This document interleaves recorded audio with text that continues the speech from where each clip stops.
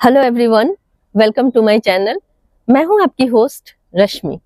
आज मैं आप लोगों को अपने किचन से मिलने वाले 2 से 3 इंग्रेडिएंट से इतना शानदार खाद बनाना दिखाऊंगी, जिसको अभी विंटर में, ऐसे तो आप हर मौसम में से दे सकते हैं, लेकिन विंटर में ये बहुत प्रभावकारी होता है। तो आप मेरे गार्डन में इतना कुछ हरा भरा और सुंदर देखते हैं, उन सब का यही एक सीक्रेट है। तो आज मैं आप लोगों को दिखाने जा रही हूँ कि वो लिक्विड फर्टिलाइजर कैसे बनेगा। आप सबके घरों में चीजें अवेलेबल होती हैं, कहीं मार्केट जाने की जरूरत नहीं है, सिर्फ प्रोसीजर का ध्यान रखना है और किस तरह से उसका इस्तेमाल करेंगे ये भी बहुत जरूरी है जानना। तो चलिए चलते हैं हमारे वीडियो में। अगर आप लोग भी एक अर्बन गार्डनर हैं और पॉट में गार्डनिंग करते हैं, तो हमारे घरों में इतनी सारी चीजें हैं हमारे किचन में, जिनसे हम टाइम टू टाइम खाद बना करके अपने पौधों को हर मुश्किल घड़ी में, हर मुश्किल मौसम में, उन जो चुनौतियां हमारे पौधों के साथ आती हैं उनको फेस करने में, ये जो सारी चीजें मैं टाइम टू टाइम आप लोगों को बताती रहती हूँ, वो बहुत हेल्पफुल होते हैं। और सबसे बड़ी बात मेरा ये मानना है कि चाहे हम जो भी काम करें उसे इतना सरल और इतना साधारण रहना चाहिए, जिससे कि हमारी गार्डनिंग में दिलचस्पी कम ना हो। इसी वजह से मैं बहुत सरल तरीके अपनाती हूँ। जैसे आज जो मैं लिक्विड फर्टिलाइजर आप लोगों को दिखाने जा रही हूँ, वो विंटर में आपके प्लांट को हेल्दी रखने में बहुत मदद करेगा। और अगर आप किसी ऐसी जगह रह रहे हो जहाँ एक जैसा क्लाइमेट रहता है सालों भर, तो भी आप इसका इस्तेमाल कर सकते हैं। इससे आपकी मिट्टी नरिश रहेगी और जो भी आप न्यूट्रिएंट उसमें डालेंगे वो प्लांट आसानी के साथ एब्जॉर्ब कर लेगा। और जो चीजें मैं ऐड कर रही हूँ उसमें खुद के अपने इतने गुण हैं, जिससे आपकी मिट्टी बहुत बेहतरीन बनती है और पौधे को हेल्दी रखने में बहुत मदद मिलती है। तो देखिए कि कौन कौन से इंग्रेडिएंट मैं यूज कर रही हूँ। मैंने आज अपने किचन से 3 इंग्रेडिएंट लिए हैं। उसमें सबसे पहले ये छाछ, जो हमारे घरों में बहुत इजीली अवेलेबल है, ये हमने लिया है। और अगर आपके पास ये अवेलेबल ना हो, ये टोन्ड है, मतलब कहने का मतलब इसमें से मलाई निकली होनी चाहिए। और अगर आप लोगों के पास ये अवेलेबल ना हो तो आप दही का भी इस्तेमाल कर सकते हैं। दही तो कॉन्सेंट्रेटेड फॉर्म में रहता है, उसे थोड़ा पानी डाल करके और छान के इस तरह का लिक्विड बना लें। ध्यान सिर्फ आपको ये रखना है कि फुल क्रीम दूध की दही ना हो, क्योंकि उसमें मलाई जमा हुआ रहता है और मलाई हमारे मिट्टी के लिए अच्छी नहीं है। तो इसके अलावा मैंने यहाँ गुड़ लिया है। आप सभी के घरों में गुड़ भी बहुत इजीली अवेलेबल होता है। और उसके बाद हमारा तीसरा इंग्रेडिएंट ये हल्दी है। हमें इन्हीं तीनों चीजों से अपना ये फर्टिलाइजर बनाना है। और मैं आप लोगों को बता दूं कि हम जो केमिकल में देखते हैं कि एनपीके, डीएपी ये सब लोग डालते हैं, ये उससे कहीं बेहतरीन काम करेगा। इसलिए हमें उन चीजों में नहीं पड़ना है, हमें उसका विकल्प ढूंढना है कि ये जो एनपीके और डीएपी का जो क्विक रिजल्ट हमें पौधों पे देखने को मिलता है, पत्तियां ग्रीन हो जाती हैं, बहुत जल्दी ग्रोथ होती है। आपने अक्सर देखा होगा कि आपके जो छोटे सैपलिंग होते हैं वो काफी लंबे समय तक एज इट इज रहते हैं। फिर आप लोगों की शिकायत होती है कि इसमें ग्रोथ क्यों नहीं हो रही है। ग्रोथ इसलिए नहीं होती है क्योंकि जो इनिशियल न्यूट्रिएंट्स उन्हें मिलना चाहिए वो नहीं मिल पाता है। तो वो कहाँ से मिलेगा? हमें इन चीजों से मिलेगा। ये दिखने में आपको साधारण चीजें दिखती हैं, लेकिन ये बहुत बेनिफिशियल और बहुत शानदार चीजें हैं। जैसे कि जो ये आप लस्सी देख रहे हैं या छाछ जिसे कहते हैं, ये नाइट्रोजन का बहुत अच्छा सोर्स है। अगर आप इसे सही अमाउंट में सही टाइम पे पौधों में डालेंगे तो आप देखेंगे कि आपके छोटे छोटे सैपलिंग में जो ग्रोथ रुक जाती है, उससे बहुत जल्दी आपको ग्रोथ दिखाई देने लगेगा। उसके बाद आप देखें ये गुड़ में फास्फोरस की मात्रा बहुत अच्छी होती है, इसमें आयरन बहुत अच्छा होता है और बहुत सारे ऐसे न्यूट्रिएंट्स होते हैं जो ह्यूमंस के लिए तो अच्छे होते ही हैं, हमारे प्लांट के लिए भी बहुत अच्छे होते हैं, हमारी मिट्टी के नरिशमेंट के लिए बहुत अच्छे होते हैं। तो इसे हमें अपने प्लांट में जरूर डालना चाहिए। बहुत लोगों को ये शिकायत होगी या ये मन में आता होगा ये क्वेश्चन कि गुड़ से चींटियां आती हैं। यकीन माने, अगर आप सही तरीके से सही अमाउंट के साथ बनाएंगे तो कोई चींटी नहीं आएगी आपके मिट्टी में। और ये है हल्दी।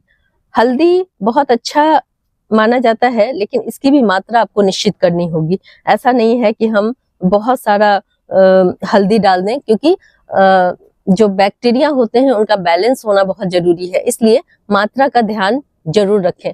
हमारे मिट्टी में बहुत सारे माइक्रोब्स होते हैं, बहुत सारे कीटाणु होते हैं जो हमारे पौधों को पनपने में मदद करते हैं, उनकी ग्रोथ में मदद करते हैं। तो हमें किसी भी चीज को बैलेंस वे में ही रखना है, तो इसके लिए इन सब चीजों के अमाउंट का हमें ध्यान रखना है। अब देखिए इसे बनाना कैसे है वो देखेंगे। इंस्टेंट बनते हैं ये और बहुत कारगर साबित होते हैं। इसके लिए हम प्लास्टिक का कंटेनर या फिर इस तरह के स्टील के बर्तन का इस्तेमाल करेंगे। स्टील के अलावा आप किसी भी तरह के और मेटल का इस्तेमाल नहीं करें, उससे इनकी संरचना बदल जाएगी और फिर शायद ये इतने फायदेमंद ना हो। इसलिए आपको जब भी आप दही का इस्तेमाल करते हैं तो आपको मेटल का ध्यान रखना बहुत जरूरी होता है, क्योंकि ये रिएक्ट करते हैं। मैं 1 लीटर के अंदाजे से बना रही हूँ इसे। आपकी जैसी रिक्वायरमेंट हो उस अकॉर्डिंग आप बना लें। हाँ, एक और चीज है कि इसको बहुत लंबे समय तक आप स्टोर करके ना रखें।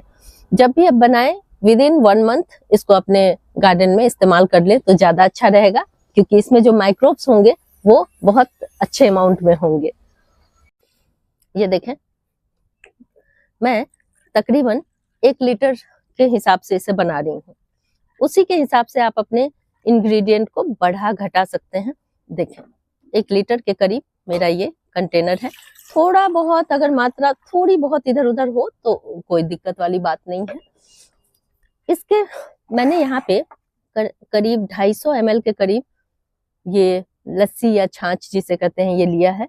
हमें इसमें मिक्स कर देना है इस तरह से, और इसको छान जरूर लीजिएगा। मैं पहले से ही छान के रखी हुई हूँ, नहीं तो ये आपके स्प्रे वाले नोजल में फंस जाएगा। इसके बाद हमें ये गुड़ डाल देना है। ये देखिए, गुड़ की मात्रा हमें तकरीबन 100 ग्राम के करीब रखनी है। और इसके अलावा हम 1 चम्मच 1 टेबल स्पून इतना हल्दी का इस्तेमाल करेंगे, इससे ज्यादा नहीं। ये हमने हल्दी डाल दिया। उसके बाद ये जो हमने गुड़ डाला है पहले उसे हम तोड़ लेंगे, या आप चाहे तो पहले से भी मेल्ट करके रख सकते हैं। इसे मैं मेल्ट कर लेती हूँ, फिर आप लोगों को दिखाती हूँ। अब देखें, इस तरह से जब मैंने सारी चीजों को मिला लिया है तो इसका जो ये कलर है, ये आप चाहें, आपके ये गुड़ पे डिपेंड करता है कि इसका कलर कितना डार्क होगा और कितना नॉर्मल रहेगा। तो आपको क्या करना है, इसे 1 घंटे के लिए छोड़ देना है।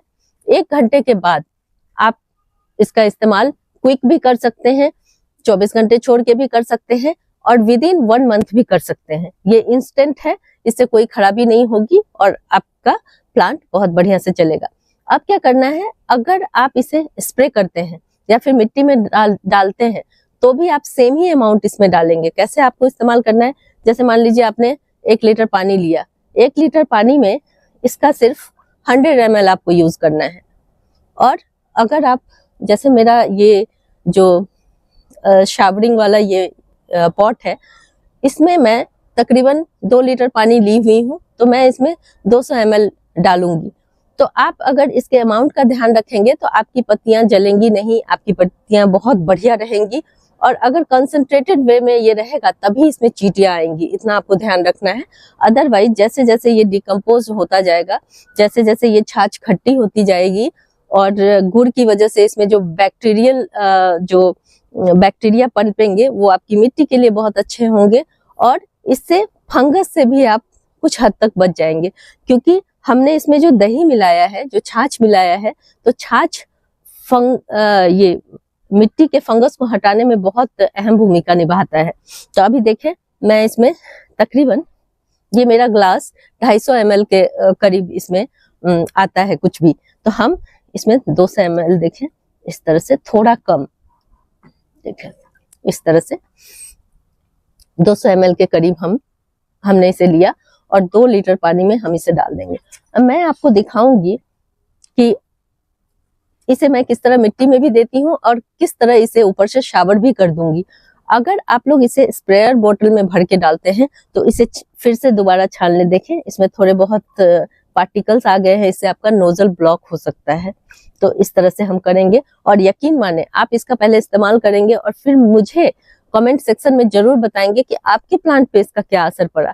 क्योंकि आप यहाँ पे अगर मेरे साइड में देखें, मैं इन फूलों पे भी इसका इस्तेमाल करती हूँ और अभी ठंड में भी मेरे फ्लावरिंग प्लांट बहुत बढ़िया से चल रहे हैं। देखिए कितना हेल्दी और कितना खूबसूरत लग रहा है ये। तो आप अगर फ्लावरिंग प्लांट पे इसका इस्तेमाल करेंगे तो क्विक रिजल्ट और बढ़िया बढ़िया सुंदर सुंदर फ्लावर आपको देखने को मिलेंगे। और जो छोटे सैपलिंग है उनमें भी अगर आप इसका इस्तेमाल करेंगे तो आपको बेहतरीन रिजल्ट मिलेगा। देखें, मैं अपने प्लांट पे करके आप लोगों को दिखाऊंगी ताकि आप लोगों को ये यकीन हो जाए कि मैं अपने प्लांट पे जो मैं करती हूँ, आपको दिखाती हूँ, वो मैं अपने प्लांट पे भी इस्तेमाल करती हूँ। ये देखें, ये मेरा अफ्रीकन डेजी मैंने अभी कुछ ही दिन पहले लगाया है और अगर मैं इसमें ऊपर से इसकी शाबरिंग भी कर दूंगी और मिट्टी में भी इसे डाल दूंगी तो इसकी ग्रोथ बहुत अच्छी हो जाएगी। मैं आप लोगों को इसका 15 दिन के बाद अपडेट दूंगी कि इसमें क्या फर्क पड़ा। ऐसा नहीं है कि आप कोई भी ऑर्गेनिक चीज डालते हैं तो नेक्स्ट डे ही उसका रिजल्ट मिलता है, ये सिर्फ केमिकल में होता है। अगर आप ऑर्गेनिक गार्डनिंग करते हैं तो आपको थोड़ा इंतजार करना पड़ेगा।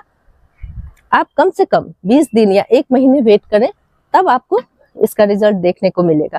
और देखें, मैंने कुछ धनिया लगाए हुए हैं, उनमें थोड़ी धीरे ग्रोथ हो रही है। मैं उसमें भी अपना ये जो अभी मैंने फर्टिलाइजर बनाया वो डालूंगी। इस तरह से करने से मुझे दोनों पर्पस सॉल्व हो जाता है। देखिए, ये ऊपर भी डल गया और मिट्टी में भी डल गया, तो मुझे ये स्प्रेयर बोतल से ज्यादा अच्छा लगता है। यहाँ देखें, कुछ धनिया के सीड मैंने लगाए हुए थे, इसकी ग्रोथ अभी थोड़ी सी स्लो हो गई है, मुझे ऐसा लग रहा है, क्योंकि काफी टाइम हो गया है।